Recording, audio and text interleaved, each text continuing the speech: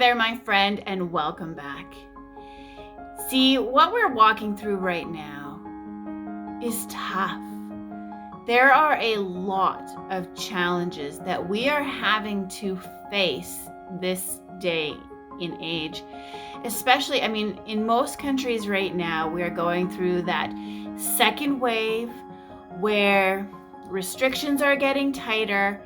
The sense of being pulled away from friends, from family, traditions that we've always held dear, especially as we're walking into this Christmas season.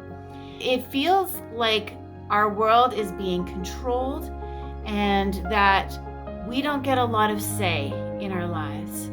But the reality is what has happened to a lot of us is that with these challenges, with these shifts, with these restrictions that have imposed on us, they're mimicking the symptoms of depression. And so that is what a lot of us are experiencing this day and age, is we're experiencing that sense of depression, that sense of anxiety, that sense of stress and overwhelm.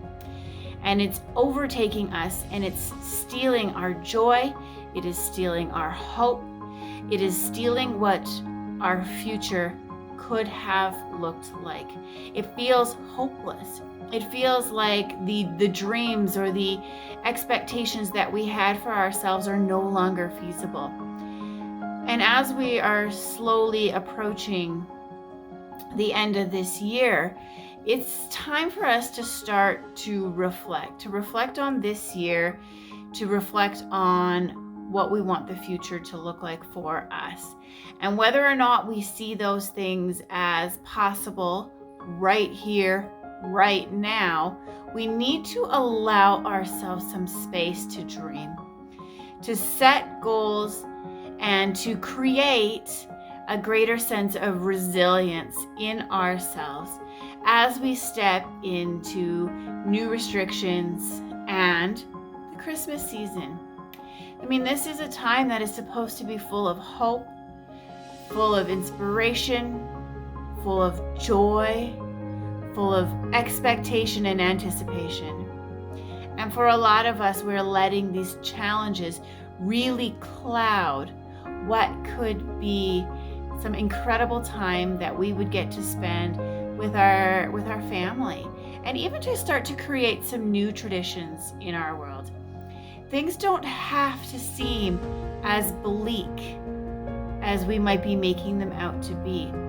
There is still hope and there is still joy, and we just have to allow ourselves that space to think into that and to focus on those pieces rather than keep ourselves in that place of stress, of pain, of overwhelm, of problem-saturated mindsets that are holding us back and not allowing us to shift into all that we can be and how we can change the world right here, right now, even with restrictions.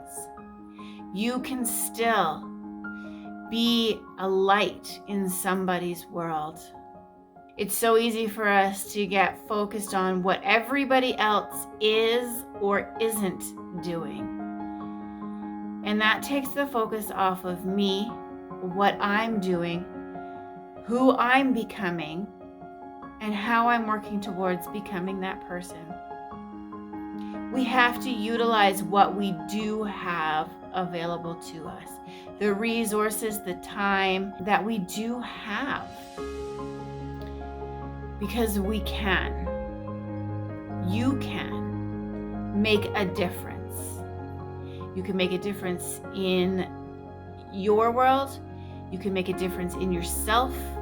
You can make a difference in somebody's world. There's simple things that you can do that are going to bring up positivity in your world, that are going to give you back some sense of personal agency in your own world. even when everything else seems to be closing down around you, to start to think into your hopes, your dreams, your passion, your purpose, the hobbies that you want, the habits you want to start to develop in your life. Go back through all those videos that I've just completed. Talked about morning and evening routines and how important those are. I've talked about the value of those, of meditation, and how you can start to bring that into your world. I've talked about the messages that we tell ourselves and quality decisions that we need to make. These are all ways that you can start to work on improving yourself.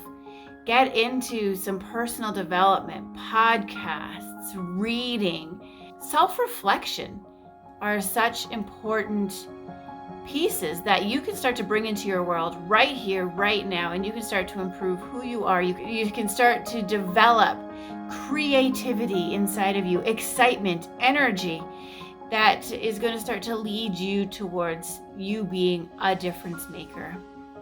You can still change your world.